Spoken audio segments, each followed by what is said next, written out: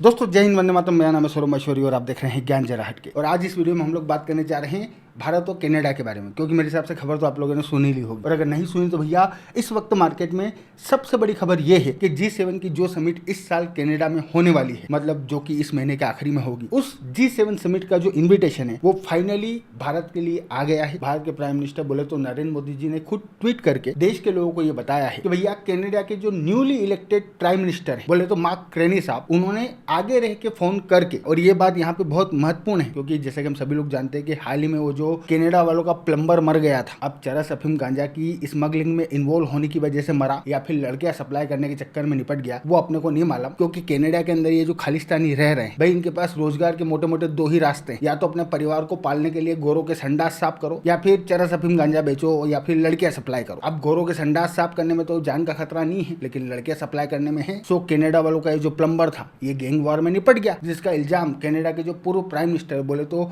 टुड्डो साहब, उस टुड्डे ने ये कहते हुए हमारे ऊपर लगाया कि भैया हमने इनका नल के ठीक करने वाला प्लम्बर मार दिया। सो इसकी वजह से भारत और कनाडा के जो रिश्ते हैं वो पिछले तकरीबन 1-1.5 साल से बिल्कुल अपने निम्नतम स्तर पर पहुंच गए हैं। बट अब कनाडा के प्राइम मिनिस्टर ने खुद आगे रह के कॉल किया है, मतलब कि वो भारत के साथ में रिश्ते ठीक करना चाह रहे हैं, और उन्होंने भारत को कनाडा के अंदर G7 की ये जो समिट होने वाली है इसके लिए ना सिर्फ आमंत्रित किया है, बल्कि मोदी जी ने साफ साफ लिखा है कि भैया मोदी जी इस समिट को अटेंड करने के लिए जाएंगे, यानी कि हम लोगों ने भी इनविटेशन एक्सेप्ट कर लिया। बट कनाडा में होने वाली G7 समिट का ये जो इनविटेशन है, क्योंकि ये इनविटेशन काफी दिनों से नहीं आया था, इस वजह से इसको लेके पूरी दुनिया में सबसे ज्यादा दिक्कत कांग्रेस के जो चिरकुट लीडर्स हैं, सोशल मीडिया पे इनके जो चिरकुट सपोर्टर्स हैं, और इनके जो सो कॉल्ड चिरकुट पत्रकार हैं, भाई साहब इन लोगों को सबसे ज्यादा दिक्कत हो रही थी। स्पेशली ये जो जयराम रमेश है, भाई साहब ने कनाडा से भारत को G7 समिट के लिए इन्विटेशन ना आने पे ना सिर्फ सवाल उठाए, बल्कि अगला देश के लोगों को ये भी बताने की कोशिश कर रहा था कि भैया इनका जो गूंगा प्राइम मिनिस्टर था, बोले तो मनमोहन सिंह साहब, वो गूंगा बहुत बड़ा वर्ल्ड लीडर हुआ करता था, उसे पूरी दुनिया अपने यहाँ पे इनवाइट करती थी, और वो इतना ज्यादा पावरफुल था, उसकी पर्सनालिटी इतनी ज्यादा कैरिस्मेटिक थी कि उसे इनवाइट करने के लिए दुनिया मरी जाती थी। भाई साहब लिखते हैं कि भैया 2014 से पहले G7 और G8 की जो समिट हुआ करती थी वो बिना मनमोहन सिंह को बुलाए होती ही नहीं थी। लेकिन सच्चाई इससे कोसों दूर है, क्योंकि भाई साहब हमारे जो मनमोहन सिंह साहब है, जिसे कांग्रेस वाले इस तरीके से प्रेजेंट करने की कोशिश कर रहे हैं मानो कि ये आदमी कोई बहुत बड़ा वर्ल्ड लीडर हुआ करता था। इन रियलिटी इस आदमी की दुनिया में भी उतनी ही इज्जत थी जितनी आज की तारीख में इसकी इस देश के अंदर है, मतलब कि ढेले भर की इज्जत नहीं। इनफैक्ट साल 2011, साल 2012 और साल 2013 में G7 की जो समिट हुई, उस समिट में किसी ने इसको आमंत्रित भी नहीं किया, जबकि इस वक्त तक तो हमारे सो कॉल्ड इकोनॉमिक एक्सपर्ट ने भारत की अर्थव्यवस्था को बिल्कुल पावरफुल बना दिया था, लेकिन इसके बावजूद इस आदमी को किसी ने इनवाइट नहीं किया। इनफैक्ट मनमोहन सिंह का जो पूरा का पूरा शासनकाल था, यानी कि 2004 से लेकर 2014 तक, उस पूरे शासनकाल में सिर्फ 5 बार मनमोहन सिंह को G7 और G8 की समिट के लिए इनवाइट किया गया था। अच्छा, वैसे यहाँ मैं आप लोगों को ये बात बता दूं कि G7 और G8 एक ही चीज है, क्योंकि पहले रशिया भी इस ग्रुप का हिस्सा था, इस वजह से इसे G8 कहते थे। लेकिन साल 2014 में जब क्रीमिया के ऊपर रशिया ने कब्जा किया, इस वजह से इन लोगों ने रशिया को G8 से बाहर कर दिया, और उसके बाद ये जो G8 ग्रुप था ये G7 हो गया। सो इस G7 की समिट में मनमोहन सिंह को अपने पूरे शासनकाल में सिर्फ 5 बार इन्विटेशन दिया गया। और अगर मैं यहाँ पे पूरी ईमानदारी से बात करूँ तो ये कोई इंसल्ट वाली बात नहीं है, क्योंकि भैया भारत जो है वो G7 का कोई मेंबर कंट्री नहीं है। इस वजह से हम लोगों को जो इन्विटेशन मिलता है वो पूरी तरीके से एक पॉलिटिकल इन्विटेशन होता है। अगर G7 की समिट उस कंट्री के अंदर हो रही है जिसके साथ में हमारे पॉलिटिकल रिलेशन अच्छे हैं, अगर समिट वहां हो रही है तो इस बात के बहुत ज्यादा चांसेस है कि हम लोगों को इन्विटेशन मिलेगा। बट अगर समिट उन कंट्रीज में नहीं हो रही, सपोज समिट उस कंट्री में हो रही है जिसके साथ में हमारे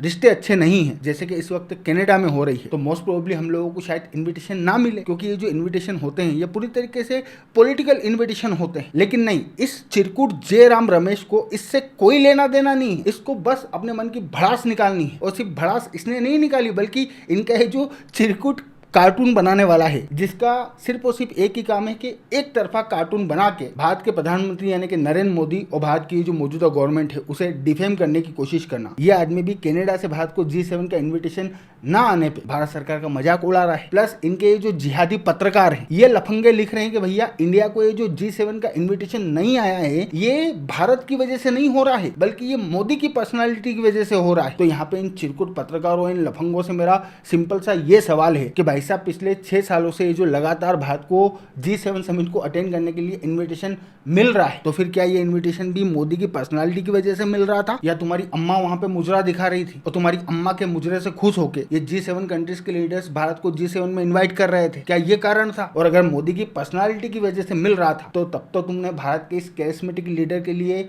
2 शब्द नहीं लिखे और आज इस तरीके की बातें लिख रहे हो, वो भी तब जब G7 की समिट उस कंट्री में हो रही है जिसके साथ में खालिस्तान वाले इशू की वजह से, वो खालिस्तान वाला इशू जिसे खड़ा करने में सबसे बड़ा योगदान कांग्रेस पार्टी का है, उस खालिस्तान वाले इशू की वजह से उस कंट्री के साथ में हमारे संबंध अच्छे नहीं हैं क्योंकि समिट उस कंट्री में हो रही है, क्योंकि वहां से इन्विटेशन नहीं आ रहा तो उसके लिए आप भारत के प्रधानमंत्री का मजाक उड़ा रहे। और अगर मजाक उड़ाने का यही मापदंड है, अगर इसी से एक लीडर की सक्सेस और फेलियर डिसाइड होती है तो कांग्रेसों का ये जो गूंगा है जिसे कि वर्ल्ड लीडर के तौर पर प्रेजेंट करने की कोशिश की जाती है, भाई साहब साल 2011 में समिट हुई थी फ्रांस के अंदर, साल 2012 में समिट हुई थी यूनाइटेड स्टेट्स के अंदर और साल 2013 में समिट हुई थी यूके के अंदर। तीनों ही वो देश है जिनके साथ में भारत के रिलेशन बहुत ज्यादा अच्छे हैं। इनफैक्ट फ्रांस तो हमारा सबसे बड़ा डिफेंस एलाय है, फिर इस गूंगे को इन्वाइट क्यों नहीं किया? और जब उन लोगों ने इस गूंगे को इनवाइट नहीं किया, इनफैक्ट जब लगातार 3 बार तुम लोगों को फेलियर दिखा तो इस गूंगे को तुमने प्रधानमंत्री के पद से हटाया क्यों नहीं? ना,